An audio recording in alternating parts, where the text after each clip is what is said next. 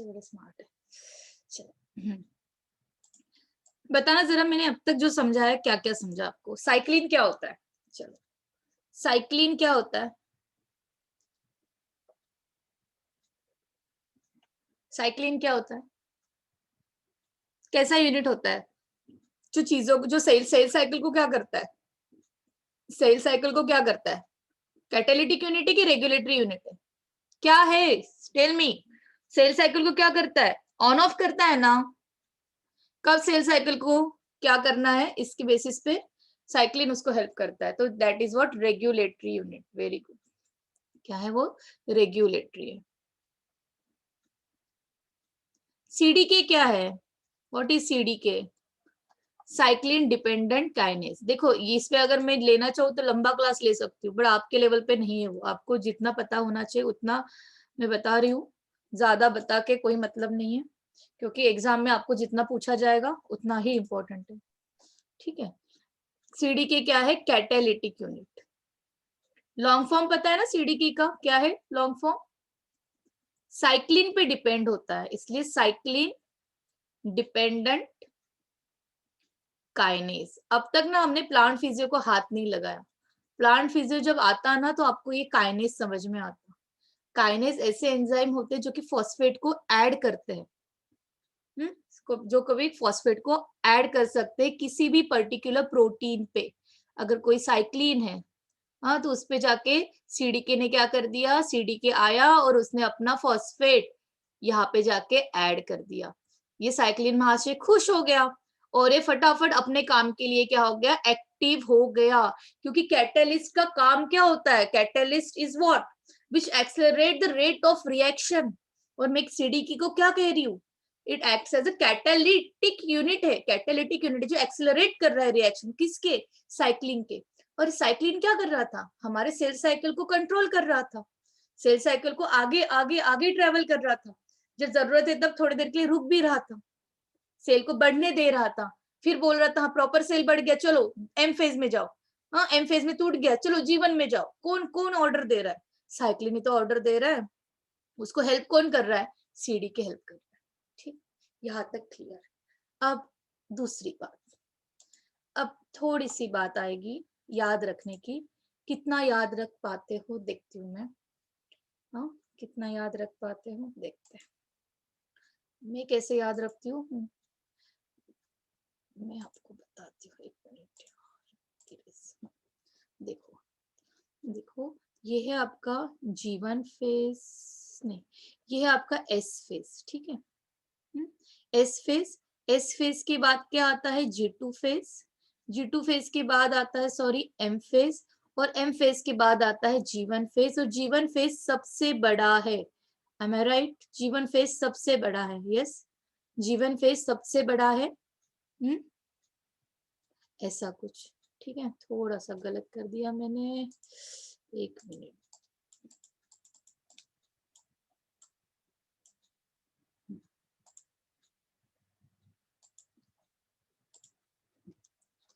अरे एक मिनट, हमें न्यूमेरिकल स्टार्ट करना है, बिकॉज हमारे न्यूमेरिकल्स नहीं होंगे, नहीं तो मुझे कल से नहीं लेना है सेल वैल्यू।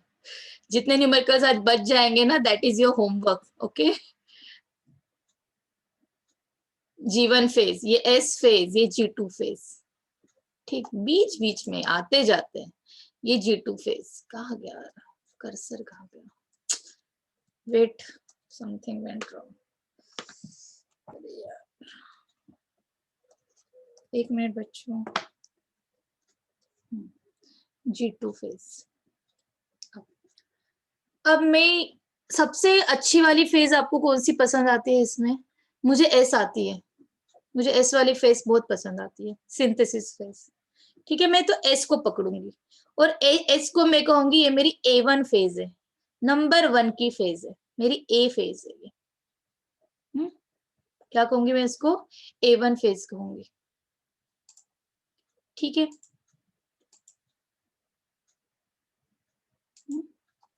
यस, मेरी A1 फेज कहूंगी मैं इसको। ठीक है, अब अब ये है मेरी बी वाली।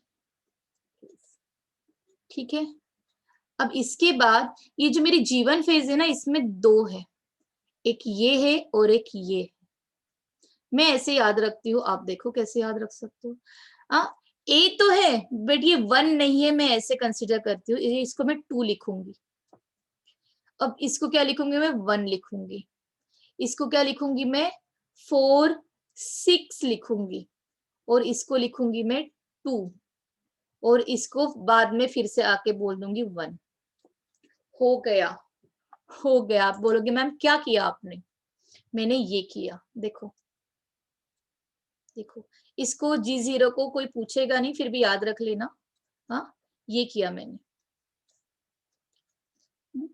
इसमें इसको नहीं याद रखना है, इसको याद रखना है, ठीक है। हाँ, अब देखो, यानी बताना मुझे ये है कि एस फेज में साइक्लिन ए काम करता है। कौन सा क्या काम करता है, साइक्लिन ए काम करता है, ठीक है। एस फेज में साइक्लिन ए काम करता है, ठीक है। ठीक है, एस फेज में कौन काम करता है, साइक्लिन ए काम करता है। और सीडी के कौन सा काम करता है, सीडी के 2 और 1 काम करता है। मैं ऐसे याद रखती हूँ, मुझे तो कभी प्रॉब्लम नहीं होता। आप देखो, G2 फेज में हमारा साइक्लिन बी काम करता है, पर ये बी तो है, पर हर बार हम ए के साथ 1 लगाते हैं, बट इसके साथ हम यहाँ पे बी होके भी हम क्या लगाएंगे, 1 लगाएंगे। देखो बी के साथ कभी 1 लगता है क्या, A1 तो पता है हमें, बी तो कभी 1 नहीं होता ना हमारी नजर में। तो यहाँ पे बी को 1 कर कह देना है। एम में कोई भी साइक्लिन नहीं है। यहाँ पे जीवन फेज में आपको मिलता है साइक्लिन डी, जो जिसके बाद सीडी के होते 4 और 6, और साइक्लिन ई जिसके पास होते हैं 2। अब ये साइक्लिन डी जो होता है वो अर्ली जीवन फेज में होता है, और साइक्लिन डी जो ई जो होता है वो लेट जीवन फेज में होता है। याद रखना, जीवन फेज लंबी है ना, ऐसे इतना भी याद रख लोगे ना काफी है, इतना भी याद रख लोगे काफी है। इसके ऊपर ज्यादा याद रखने की आप लोग के लेवल पे जरूरत नहीं। ये जो स्लाइड जहां से मैंने लाई है ना, ये स्लाइड हायर क्लासेस की है, ठीक है। G0 के लिए सी को याद रख सकते हो तो रख देना। और ये ऑड है, ऐसे रख लो ना, G0 को यार कौन याद रखेगा, C grade people, number CD के 3 ऑड, ऐसे करके याद रखना हो तो रख लो। पर हमें भी कभी G0 पूछते नहीं है। G1 मैक्सिममली G1 और S फेज पे टारगेट किया जाता है, ठीक है। एम फेज में बी लिख देना। एम फेज में बी वैसे होता नहीं है, पता है कि क्यों इसने बी लिखा है, पता है क्योंकि क्योंकि एक मिनट, ये जो बी है ना, बी आखिर में यहां तक आके ओवरलैप कर देता है थोड़ा सा, तो ये एम फेज में कभी कभी कोई लोग बोल देते हैं। फिर भी मैं आपके लिए सेफ साइड लिख रही हूँ कि एम फेज में साइक्लिन बी लिख देना। अगर एग्जाम में, अगर ऑप्शन में, अगर एग्जाम में आता है कि G2 फेज में बी है और एम फेज में बी है क्या, ऐसा अगर ऑप्शन आ गया, समझ लो G2 आ गया, एम आ गया, G1 आ गया और एस आ गया, और आपको इनमें से अगर आपको क्लिक करना है कि किसमें साइक्लिन बी होता है, तो आप इसको क्लिक करना सबसे पहले। अगर ये है ही नहीं, अगर ये है ही नहीं, तो आप एम को क्लिक कर सकते हो। अदरवाइज आप G2M, अगर ये ट्रांजिशन बता रहा है, बीच की फेज बता रहा है, ओवरलैपिंग, तो भी आप बी को टिक कर सकते हो। मैक्सिमम ये G2 में, लार्ज अमाउंट में G2 में पाया जाता है। आपको मैं यहाँ पे ग्राफ नहीं बता पाऊंगी ना, क्योंकि ऐसा कुछ ग्राफ चलता है ना, उस बेसिस पे मैक्सिममली किस में पाया जाता है, G2 फेज में साइक्लिन भी पाया जाता है। थोड़ा सा ट्रिकी नहीं है, मुझे तो नहीं लगता ट्रिकी। अगर ऐसे याद रखोगे तो जो हमारी फेवरेट फेज है ना, वहां से स्टार्ट कर दो ए को। जो हमारी फेवरेट स्टेज है, जैसे कि हमारी एस फेज, इसको A1 लिख दो।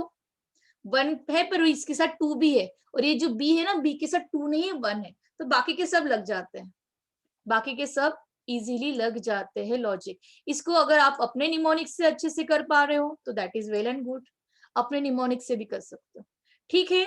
साइक्लिन और सीडीके का कंसेप्ट मैंने आपको बता दिया। अब चलते हैं न्यूमेरिकल्स पे। हमने वैसे ही 5-10 मिनट एक्स्ट्रा हो गए। आज न्यूमेरिकल्स करेंगे नेक्स्ट सेकेंड स्लॉट के। सबके पास पेन पेंसिल लेके रेडी है, पेन पेंसिल सब, यस बताओ। हाउ इज योर जोश, जोश वोश ठीक है, जोश मीन्स चार्ज है ना, माइंड तो चार्ज है ना, यस और नो? यस। साइक्लिन सीडी के जितना मैंने बताया उतना ही करना है, ज्यादा नहीं जाना आगे। ठीक, वेट मेरा फेंटैब का क्या हो गया पता नहीं, हो गया, आ गया, पता नहीं कुछ ना कुछ हो जाए। देखो इंपॉर्टेंट फॉर्मूलेस, इन फॉर्मूलेस को आपको लर्न करना है। कल के क्लास तक मैंने कोई फॉर्मूले नहीं बताए थे, आज मैं थोड़े 2-3 फॉर्मूलेस को ऐड कर रही हूँ। आपको इतने फॉर्मूलेस को सिर्फ याद रखना है। इस यहाँ पे ऐसा है, is equal to x/4, sorry x/4, sorry इसको मैंने करना रह गया, ठीक है। माइटोसिस के लिए ये फॉर्मूले देखो, number of mitotic division required to make n number of cell is equal to n-1, ठीक है। Number of daughter cells after n division is equal to 2n into given number, ठीक है। मियोसिस के लिए number of meiotic division required to the cell, number of seeds, grains, fruits, जो कि हमने एक एग्जांपल भी देखा था सीड्स का, कुछ याद आ रहा हो तो, जाइगोट का। x/4, क्यों 4 किया? क्योंकि डॉटर सेल कितने बनते हैं मियोसिस में? कितने बनते हैं डॉटर सेल? 4 बनते हैं ना, इसलिए 4 किया। टेंशन नहीं लेना, क्वेश्चन के बेसिस पे समझेगा ये एक फॉर्मूले, इसकी स्लाइड रखी है मैंने कि इतने फॉर्मूले आपको लर्न करने, ठीक है, ठीक है। चलिए आगे, first question,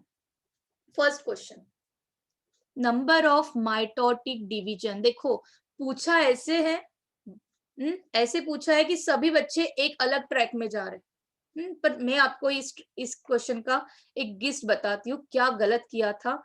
all India PMT 2008 में ये क्वेश्चन आ चुका है, ऑल इंडिया पीएमटी 2008 में, और इतना ट्रिकी कर दिया था इन लोगों ने इस क्वेश्चन को।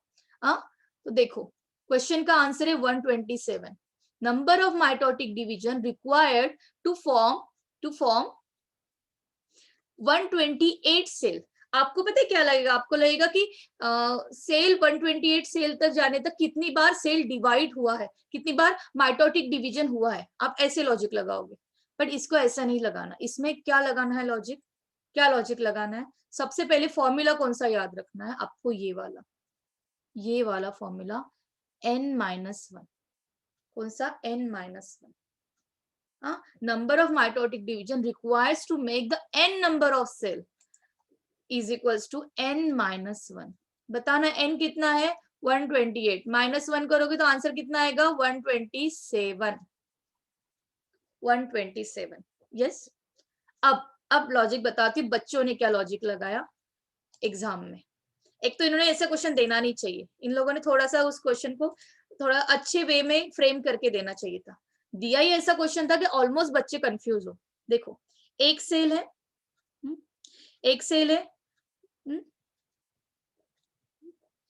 सिंपल सी बात है, एक मिनट, सिंपल सी बात है, एक की डबल होता है 2, माइटोटिक की बात करें तो डबल होता है ना, 2 का डबल 4 होता है, 4 का क्या होता है? 8, 8 का क्या होता है? 8 का क्या होता है? 16, 16 का 32, 32 का 64, राइट, 64 का 128। यस, ऐसा ना, ऐसा ही ना, एम आई राइट? यस, यहां तक डबल ही तो होगा ना माइटोसिस में, 1 से 2 सेल तो बनते हैं, राइट। अगर पहले एक सेल था तो ऐसे बना, तो बच्चों ने पता है क्या किया? First, second, third, fourth, fifth, sixth, seventh, ऐसे करके उन्होंने कहा कि माइटोटिक डिवीजन तो 7 होने चाहिए। और ऑप्शन में 7 दिया ही नहीं था। क्या था? ऑप्शन में 7 दिया ही नहीं था। तो इस टाइप से जब आप बात करते हो तो इसको आप जनरेशन समझोगे। This is a generation, this is a generation, एक जनरेशन, 2 जनरेशन, 3, इसको हम जनरेशन के बेसिस पे काउंट करेंगे। पर जो लैंग्वेज है ना, ये लैंग्वेज ही थोड़ी अजीब थी, पर लैंग्वेज ऐसी ही एग्जाम में आती है और ऐसी ही एग्जाम में आ चुकी है, 2 से 3 बार क्वेश्चन भी ऐसे आ चुके हैं, ठीक है। अब यहाँ पे पता है क्या सोचना है आपको? क्या सोचना है? पेरेंट सेल या एक सेल कितनी बार ऐसे टूटेगा, कितनी बार टूटेगा कि सो दैट कि वो 128 सेल बनाए? बताना जरा, एक कितनी बार टूटेगा? 2 बार, फिर से 4 बार, 8 बार, 16 बार, 32, 64, 128। बट ये पेरेंट सेल पहले एक था ना, इसको तो माइनस करेंगे ना हम, इसको तो माइनस करेंगे, 128 सेल से 1 को एक माइनस करेंगे क्योंकि पेरेंट टूटा है, तो इसको माइनस कर देंगे ना, तो answer would be what, 127। Your answer would B 127। Logic ये है, और बच्चे कंफ्यूज यहाँ पे थे। इवन किसी टीचर्स को भी हर ये क्वेश्चन इस वे में पसंद नहीं आया, इसमें लिखना अलग था। इसमें क्या लिखना चाहिए था कि एक parent cell, how much time that one parent cell is goings to divide so that it would form 128 cell. उन्होंने पता है क्या लिखा, नंबर ऑफ माइटोटिक डिवीजन। बच्चे इधर ही कंफ्यूज, ठीक है। बट लॉजिक, बट ये वाला ऑप्शन ही नहीं दिया था इन्होंने। अगर ये वाला ऑप्शन दे देते ना, ये 7 वाला, तो बच्चे कहते ऑलमोस्ट आंसर 7 ही है, पर ये ऑप्शन ही नहीं दिया था, इसलिए बच्चे सोचते रह गए। ठीक है, क्वेश्चन समझा आपको किस वे में सोचना है, किस वे में सोचना है। ठीक है, क्लियर। n-1 फॉर्मूला है, n-1। देखो, अगर अगर इस वे में क्वेश्चन आते हैं ना, तो आपको 7, 8 ये नंबर ही नहीं देंगे एग्जाम में, डायरेक्ट ऐसे कोई नंबर देंगे, 127, 120, 129, 32, ऐसे इस टाइप के नंबर ही नहीं देंगे। ठीक है, अगर इस टाइप के नंबर आ रहे हैं, इसका मतलब ये है कि वो ऐसे जनरेशन की बात कर रहे हैं। ठीक, चले आगे। ये फर्स्ट फॉर्मूला था जिसमें कि अभी भी बच्चों को प्रॉब्लम जाते, पर मैंने आपको बताया किस वे में सोचना है। एक पेरेंट कितनी बार टूट रहा है, इस वे में सोचना है, ना कि उसके बीच बीच के गैप को, जनरेशन को ये करना है आपको टारगेट। ठीक है, नंबर 2 क्वेश्चन देखो, अब आएगा वो वाला कंसेप्ट। अब आप बोलोगे मैम इसमें भी तो लैंग्वेज देखो, हाउ मेनी, सी, फिर से गया पेन टैब, कहाँ गया पेन टैब, यहाँ पे। How many equational division are necessary in a cell of onion root tip? आपको पता है अनियन की जो रूट टिप होती है, वहां पे माइटोसिस होता है, इतना तो पता होना चाहिए, माइटोटिक डिवीजन। ठीक है, in onion root tip to form 128 cell. ठीक है, टू फॉर्म 128 सेल। देखो मैंने लिखा है ये ऑप्शन जानबूझ के, टू फॉर्म 128 सेल, बट देखो 128 आंसर होगा ही नहीं। ठीक है, 128 तो आंसर नहीं होगा, अगर उस लॉजिक से, पहले वाले लॉजिक से लगाओ तो 127 जाएगा। तो बच्चों को यही पता चल जाता है कि ये वाला लॉजिक नहीं लगाना है, हमें दूसरा लॉजिक लगाना है। दूसरा लॉजिक कौन सा, हमें फॉर्मूला यूज करना है ये वाला, number of daughter cells after n division, that is 2 raised to the power n into given number। अगर समझ लो बाय चांस आपको फॉर्मूला याद नहीं रहा, तो कैसे करोगे, तो भी कर सकते हो, कैसे क्या, देखो, हाउ मेनी इक्वेशनल डिवीजन, कितनी बार इक्वेशनल डिवीजन हुआ है, सो दैट कि हमें कितने सेल मिले, 128 सेल मिले, 128 सेल मिले। ठीक है, सोचो पहले एक सेल, हाँ वैभव ने कर लिया लगता है, पहले एक सेल, 2 सेल में, 2 से 2 से 4, 4 से 8, 8 से 16, 16 से 32, 32 से 64, 64 से 128। ठीक है, कितनी बार हुआ बीच में गैप, 1, 2, 3, 4, 5, 6, 7। कितने टाइम्स इक्वेशनल डिवीजन हुआ, 7। Answer would B 7। अगर ऐसा याद नहीं रह, अगर आपको न्यूमरिक, ठीक है ये 128 था, बट अगर नंबर बहुत और ज्यादा बढ़ा दे तो, ठीक है, तो आपके लिए फॉर्मूला भी अवेलेबल है, आप दोनों से जा सकते हो। Number of daughter cells after N division is equal to 2n into given number, is equal to what, 2n into given number, 2n into given number। Number of daughter sales कितने दिए हैं हमें, 128 लिख दिए, 2n लिखा into 1, और आपको तो पता है 2 raised to the power 7 होगा, जब 2 raised to the power 7 होगा तो ही तो जाके 128 आते हैं। तो आप इस बेसिस पे भी निकाल सकते हो n is equal to 7। मुझे लगता है अगर इजी बिजी नंबर आए तो ये वाली टेक्निक इजी है। Number of division required to form 128 cell is a 7 division. कितने डिवीजन, 7 डिवीजन। ठीक है, ऐसे क्वेश्चंस एग्जाम में काफी देखने को मिलते हैं, दोनों भी, जब तक अभी तक हमने दो क्वेश्चंस किए वो वाले। ठीक, third third third question, how many meiotic divisions, मैंने होमवर्क तो नहीं दिया है ना, कोई होमवर्क वाला आगे लगता है। जो होमवर्क वाले हैं उनको स्क्रीनशॉट लेके आप होमवर्क करो, मुझे भेज देना आप अपने ग्रुप पे, ठीक है। How many meiotic divisions will be required to form hundreds of the pollen grain? देखो जरा ध्यान देना, meiotic division पूछा है और meiotic division का फॉर्मूला क्या है, n divided by 4। 100 pollen grain दिए हैं तो कितनी बार meiotic division करना पड़ेगा, कितनी बार करना पड़ेगा, इन जनरल पूछा है, कोई एग वेग ऐसा फ्यूजन जैसे कल हमने थोड़ा कॉम्प्लिकेटेड किया ऐसा नहीं पूछा, इन जनरल पूछा है। तो हमें तो पता है कि मियोटिक डिवीजन में कितने डॉटर सेल बनते हैं, कितने बनते हैं, 4 बनते हैं। जितने हमें दिए हैं उसको डिवाइड बाय 4 कर दो, जितना भी आंसर आएगा that will be your number of meiotic division. कितनी होंगी, 25। क्लियर है क्या, ये वाला फॉर्मूला, यही तो फॉर्मूला है, सी यही वाला तो फॉर्मूला है मियोसिस का, लास्ट वाला देखो, ये वाला ही तो फॉर्मूला है। सॉरी, यहाँ पे मैंने बताया था आपको कि is equal to X divided by 4। ठीक ठीक, इजी है ना, क्वेश्चन तो काफी इजी है, सिर्फ थोड़ा सा दिमाग जगह पे रखना और लैंग्वेज पे ध्यान देना। मियोटिक पूछा है, माइटोसिस नहीं, बच्चे वहीं पे कहीं ना कहीं कुछ गलत कर देते हैं। लैंग्वेज क्वेश्चन को थोड़ा सा केयरफुली पढ़ने की कोशिश।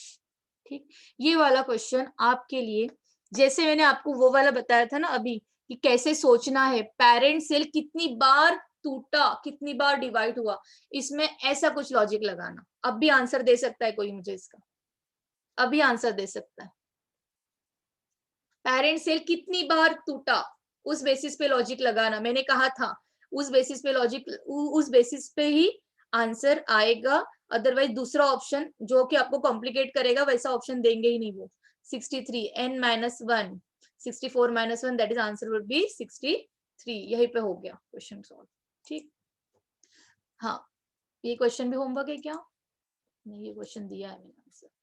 हाँ करना जरा इसको, आप अपने कॉपी में करो। चलो, how many mitotic divisions occur, how many mitotic divisions occur in the cell of root tip to form 256 cell. अब कंफ्यूज नहीं होना, मैम ने तो वो n-1 वाला कहा था, तो उस बेसिस पे 256 माइनस 1 255 होगा। अरे पर ऑप्शन में नहीं है ना, तो मैम ने जो दूसरा कहा था, दूसरा भी तो मैम ने कुछ कहा था, 2n multiplied by given number, है ना, नंबर ऑफ सेल्स जितने भी होते हैं उस बेसिस पे। ठीक है, तो ये वाला लॉजिक लग सकता है। हाँ, एक बार मैं आपको, अदरवाइज वो वाला लॉजिक भी लग सकता है, एक सेल 2 बार टूटा, 2 सेल 4 बार टूटा, उस बेसिस पे भी बता सकते हो। तिलक ने आंसर भी निकाल दिया, तिलक का मैथ्स काफी फटाफट होता है लगता है। Answer would be B, answer would be B. हाँ बच्चों ने ये लॉजिक लगाया होगा, मैम लास्ट इसमें 128 था, इसमें 128 का डबल हो गया, उसमें 7 था, उसमें उस बीच में क्या हो जाएगा, 8th वाला डिवीजन हो जाएगा। हाँ ये भी सही है, ये भी सही है। देखो, एक cell, second, third, fourth, fifth, six, seven, eight. ठीक है, otherwise 2 raise to the power n into 1, पहले एक गिवन सेल तो हमें सेल तो एक ही दिया था ना, हाँ, और यहाँ पे नंबर ऑफ सेल्स कितने कितने बनाने हैं हमें, 256, हाँ, तो कितना होगा n कितना होगा, n वुड बी 8। ये भी तो कर सकते हैं, total number of cells multiplied by given cell. कितना गिवन सेल दिया था, कितने सेल का बोला था, एक सेल का, ऑकर इन अ सेल, एक सेल में 2n multiplied by given cell था हमें 1, और कितने बनाने थे हमें 256। इस बेसिस पे n का निकालना है हमें 8। आप अपने बेसिस पे कहीं से भी कर सकते हो इसको। ठीक, अब ये तो ऑलरेडी पता है आपको कि आंसर क्या होगा इसका। G2 फेज में क्या होगा, in the diploid cell what will be the amount of DNA at the end of G2 phase, कितना होता है, कितना होता है, अमाउंट ऑफ डीएनए पूछा है। देखो आप बोलोगे मैम ये तो अमाउंट ऑफ डीएनए में हम हर बार तो सी लगाते हैं। एक मिनट, फिर से पेन टैप का प्रॉब्लम। हम हर बार तो 4C लिखते हैं, यहाँ पे तो 4N दिया है। अरे उनकी मर्जी, उन्होंने N लिख दिया। इसका मतलब नहीं कि N को या यूनिवर्सल लॉ हो गया कि हम हर बार N ही यूज करेंगे, ऐसा नहीं होता। कभी कभी हम इन्होंने क्वेश्चन में अमाउंट ऑफ डीएनए को उन्होंने उन्होंने किस लैंग्वेज में बताया है, N के लैंग्वेज में। कंफ्यूज नहीं होना। डिप्लॉयड सेल में आपको पता है G1 में हमारे पास कितना अमाउंट ऑफ डीएनए होता है, 2C। एस फेज में हमारे पास 4C और G2 में हमारे पास कितना होता है, 2C। 2C तो होता है, सॉरी 4C होता है, सॉरी 4C होता है। बट यहाँ पे अमाउंट को C को उन्होंने N से रिप्रेजेंट किया है, तो आंसर क्या रहेगा, आंसर क्या रहेगा, आंसर क्या रहेगा, समझ रहे हो मेरी बात। अगर यहाँ पे उन्होंने 4C देते तो हम इसको करते, ठीक, समझ रहे हो, समझ रहे हो। आपको तो पता है ना, अज्यूम करते हैं हम, consider N is universal truth law नहीं है कि हाँ N तो N ही लेना है। कभी हम N भी ले सकते, कभी इसको हम X भी कह सकते हैं, पर हमें समझाने के लिए हम हर बार C को अमाउंट कहते हैं और N को प्लॉइडी से मेंटेन करते हैं, दैट्स इट। क्यों वैभव, क्वेश्चन मार्क है क्या। 4N, यहाँ पे लॉजिक वो वाला लगाया है, यहाँ पे उन्होंने C को N से डिनोट किया है और कुछ नहीं है। कंफ्यूज नहीं होना। देखो क्वेश्चन में ही लिखा है, अमाउंट दिया है, क्वेश्चन में अमाउंट लिखा है। देखो क्वेश्चन में अमाउंट ऑफ डीएनए लिखा है, हाँ ना। क्वेश्चन को पढ़ो अच्छे से।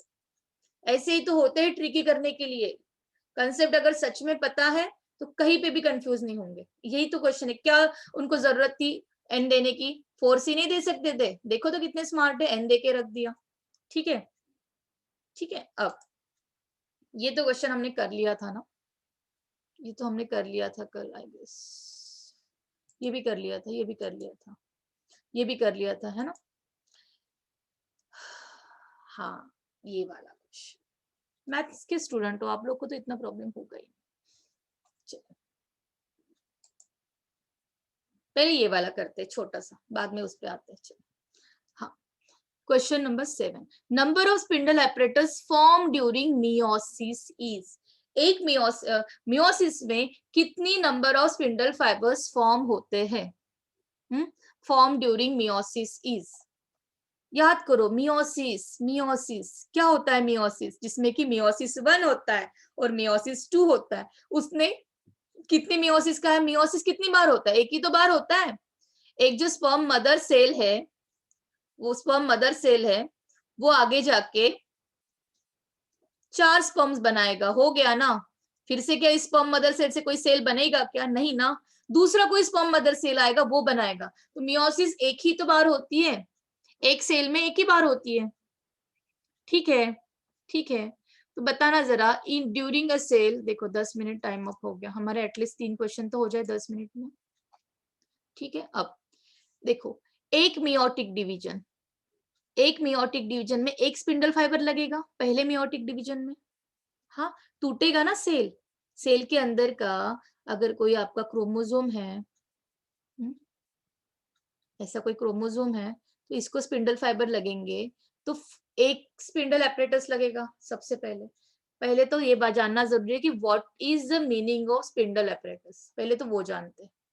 देखो स्पिंडल एपरेटस किसको कहते हैं, जो एस्ट्रल रेस होती है ना, कुछ याद है आपको, ऐसा कुछ इसके ऊपर ऐसा ऐसा ऐसा है, ऐसा स्टार बनता है, इसको कहते हैं एस्ट्रल रेस, एस्टर रेस। इसको कहते हैं सेंट्रियोल्स। और इसके बाद यहाँ से जो ऐसे फाइबर्स निकलेंगे, इसको कहेंगे स्पिंडल फाइबर। तो एस्टर रेस, सेंट्रियोल और स्पिंडल फाइबर, इन सब को मिला के हम कहते हैं स्पिंडल एपरेटस। क्लियर, क्लियर, ठीक है। इन तीनों को मिला के हम क्या कहते हैं, स्पिंडल एपरेटस। तो वो क्या पूछ रहा है कि कितने स्पिंडल एपरेटस लगे आपको एक मियोसिस में, मियोसिस डिवीजन में, कंप्लीट मियोसिस में, जिसमें कि मियोसिस 1 भी होता है, मियोसिस 2 भी होता है, दोनों को मिला के तो हम मियोसिस कहेंगे। तो सबसे पहले इस सेल के लिए हमें एक स्पिंडल फाइबर लगा, ठीक है, फिर वो 2 सेल में डिवाइड हुआ, फिर ये सेल जब डिवाइड होगा तो हमें 2 सेल मिलेंगे और ये वाला सेल डिवाइड होगा तो और 2 सेल मिलेंगे, ठीक है। तो इसके लिए भी तो हमें एक स्पिंडल फाइबर लगेगा और इसके लिए भी हमें एक स्पिंडल फाइबर लगेगा, सॉरी स्पिंडल एपरेटस लगेगा, ठीक है। कितने स्पिंडल एपरेटस लगे बताना, कितने लगे? 3 लगे ना, कितने लगे? 3, हाँ कि ना? यस और नो? समझना कैसे? ऐसे नहीं लॉजिक लगाना कि अरे यार मैम सेल तो एक है, 1 मिनट मैम सेल तो एक है, बन तो 2 रहे ना मैम, यहाँ पे एक स्पिंडल एपरेटस लगेगा, यहाँ पे एक लगेगा। अरे यार स्पिंडल एपरेटस यहाँ पे लगेगा ना, एक बार टूटने के लिए, एक बार सेल के अंदर के क्रोमोसोम को सेपरेट करने के लिए स्पिंडल फाइबर लगता है ना, तो यहाँ पे लगेगा वो, इसकी वजह से 2 मिलेंगे हमें। फिर अब इसको टूटना है तो यहाँ पे लगेगा, इसकी वजह से हमें 2 मिलेंगे। तो ऑब्वियसली एक इसमें स्पिंडल एपरेटस लगेगा, एक इसमें लगेगा और एक इसमें लगेगा, 3 लगेंगे। Answer would B 3। सिंपल ना, इट्स वेरी सिंपल। समझ रहे हो कैसे समझना है, किसी चीज को कैसे समझना है? What is spindle apparatus, what is spindle fibre, spindle apparatus किन तीनों चीज को मिला के हम कहते हैं, उस बेसिस पे, ठीक है। अब देखो क्रोमोसोम का एक ग्रुप का क्वेश्चन था, ये क्वेश्चन हो जाता ना तो हो जाता, शिट। ठीक, एक क्वेश्चन ये कर लेते हैं जो हमारा रह गया था। देखो सोचो, starting with a bacterium that divide once in a half, that divide once in an half hour, means आधे घंटे में एक बार डिवाइड होता है एक बैक्टीरिया। सोचो, समझो लैंग्वेज को, क्या पूछ रहा है? How many bacteriums are form after 24 hours of growth, यानी आधे घंटे में एक बार डिवाइड होता है। आपको तो पता है डिवाइड होता है मीन्स 1 से 2 बनता है। अगर कुछ भी नहीं दिया है माइटोसिस मियोसिस तो याद रखना है कि माइटोसिस ही बोल रहा है, ठीक है, अदरवाइज वर्ड दिया रहेगा, ठीक है। 2 में डबल हो रहा है, हाफ एन आवर में वो डबल हो रहा है, तो 24 घंटे में 24 घंटे में आपको कितने बैक्टीरियाज मिलेंगे? सिंपल सा क्रॉस मल्टीप्लीकेशन करके आंसर आना चाहिए। आधे घंटे, एक सेब 10 रुपए का, तो 100 एप्पल कितने रुपए के? ऐसे ही वाला क्वेश्चन है, और क्या है। आधे घंटे में एक डिवीजन, तो 1 घंटे में 2 डिवीजन, तो 24 घंटे में 48 डिवीजन। तो bacteria number is double, double को हम 2 से लिखते हैं। कितनी बार डिवाइड होगा? डबल होगा अमाउंट, डबल होगा अमाउंट, 2 48 डिवाइड्स, 48, ठीक है, समझा आपको? आंसर वुड बी बैक्टीरिया कितना मिलेगा? 2⁴48, ठीक है, ठीक है, क्लियर? सिंपल था ना, बहुत सिंपल था। यस, चले अब ऐसे क्वेश्चन आते हैं सेल साइकिल से। Diploid chromosome number shall be the number of chromatid. देखो यहाँ पे वो आपका क्रोमैटिड का कंसेप्ट जानने की कोशिश कर रहा है कि आपको क्रोमैटिन और क्रोमैटिड और क्रोमोसोम का डिफरेंस पता है कि नहीं है, ये जानना चाहता है वो। देखो, diploid chromosome number shall be the number of chromatid in each daughter after meiosis 1। Meiosis 1 होने के बाद नंबर ऑफ क्रोमैटिड कितने रहे, ठीक है। देखो पहले तो 2n is equal two is what? 8। अरे यार यहाँ पे 8 दिया है, वो मैंने क्रॉस गलती से हो गया हो बच्चों, वो इज 8 है, वो गलती से वो, हाँ ठीक है। और बाद में लिखा है व्हाट। डिप्लॉइड क्रोमोसोम नंबर कितना दिया है आपको? 8। क्रोमोसोम किसको कहते हैं हम? इसको हम क्रोमोसोम कहते हैं, याद रखना, हम इसको क्रोमोसोम कहते हैं। अगर क्रोमोसोम इसको कहेंगे कंप्लीट, और अगर मैंने ऐसे लिख दिया तो इसको क्या कहूंगी मैं? क्रोमैटिड। अगर 8 क्रोमोसोम है तो क्रोमैटिड कितने होंगे? Logic 16, 16 chromatid. Yes, 16 chromatid. कब कब? जब मियोसिस में एंटर हो रहा है तब। बट जब मियोसिस 1 खत्म होगा, आपको तो पता है मियोसिस 1 में 2n से क्या होता है? n तो बनता है, मींस रिडक्शन होगा कि नहीं? होगा ना, होगा ना। यहाँ पे 2n था जो कि 8 था, बट यहाँ पे एन बना क्योंकि मियोसिस डिवीजन हुआ है। देखो क्वेश्चन, आफ्टर मियोसिस 1 लिखा है, यानी यहाँ पे वो ये भी आपका कंसेप्ट जानना चाहता है कि इनको पता है कि नहीं कि मियोसिस 1 में डिवीजन, मियोसिस 1 में रिडक्शन होता है कि नहीं, ये स्टूडेंट को पता है कि नहीं, ये भी इस कंसेप्ट से समझेगा। रिडक्शन होगा तो 2n रहेगा क्या? नहीं, अब तो n रहेगा ना, और 2n अगर 8 था तो n कितना होगा? 4 होगा ना, लॉजिक तो है 4 होगा। n is what? 4 means 4 chromosome. कितने क्रोमोसोम? 4 क्रोमोसोम। अगर क्रोमोसोम 4 रहेंगे तो क्रोमेटिड कितने रहेंगे? क्रोमोसोम 4 रहेंगे तो क्रोमेटिड कितने रहेंगे? अगर क्रोमोसोम 4 रहेंगे, आ क्रोमोसोम अगर ऐसे 4 रहेंगे तो क्रोमेटिड कितने रहेंगे? अलग कर दो हर किसी को, 8 रहेंगे। हाँ ना, आंसर वुड बी 8। समझा? समझा? क्लियर? हम्म, क्लियर ना? हम्म, देखो अब ये वाला क्रोमोसोम ग्रुप का है, ये भी काफी अच्छा क्वेश्चन था। ये होमवर्क वाला, इसका एक बार ये ले लो, स्क्रीनशॉट ले लो, होमवर्क करना है आपको ये, ठीक है? इसका आंसर मेरे पास रेडी है, मैं कल की क्लास में दे दूंगी, होमवर्क करना है, ठीक है? ये क्वेश्चन एक बार स्क्रीनशॉट ले लो, इसका भी, इसको भी होमवर्क में लेना है आपको, ठीक है? ये वैसे ही है, ठीक है? होमवर्क में इतना लॉजिक लगा लोगे, मुझे पता है आप लोग मैथ्स के स्टूडेंट, मैथ्स भी पढ़ते हो और वो सिंपल सिंपल मैथ्स है, ठीक है? अल्दो मैं आपको आंसर भी बता सकती हूँ, आंसर आया कैसे वो आपको पता होना चाहिए, ठीक है? एक एक अच्छा वाला क्वेश्चन रह गया क्रोमोसोम ग्रुप का, जिसमें आपका कंसेप्ट लगता था, और जाने दो, कल हम जब क्लास स्टार्ट करेंगे तो ये वाला एक क्वेश्चन कर लेंगे, फिर मैं बायोमोलिक्यूल्स से स्टार्ट करूंगी कल का क्लास। और जो भी आपको होमवर्क मैंने दिया है, देखो हमारे कितने क्वेश्चंस बाकी है, एक बार देख लेते हैं हमारे क्वेश्चंस कितने बाकी है। ये वाला क्वेश्चन कर लिया हमने, आंसर क्या आया आपका? 8 आया, ठीक है? ठीक है, अब ये वाला क्वेश्चन हम कल करेंगे, इसको स्टार करके रख दे, ये वाला क्वेश्चन हम कल करेंगे, क्रोमोसोम ग्रुप का है, थोड़ा सा मुझे बताना है, अगर आपके कंसेप्ट क्लियर है तो पटापट हो जाएगा, ठीक है?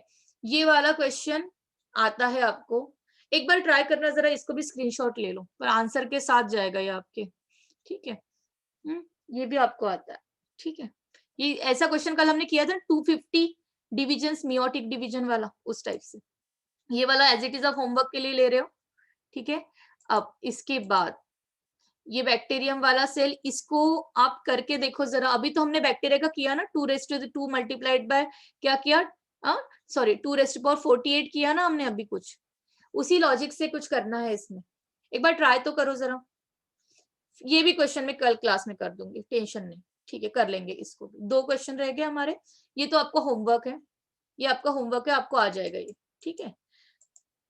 दैट्स इट, यानी होमवर्क आपको 2 करने हैं, 2 मैं बता दूंगी, 4 क्वेश्चंस बाकी है हमारे, इसके अलावा एक भी क्वेश्चन, एक भी न्यूमेरिकल एग्जाम में आएगा नहीं, जितना किया है बहुत किया है।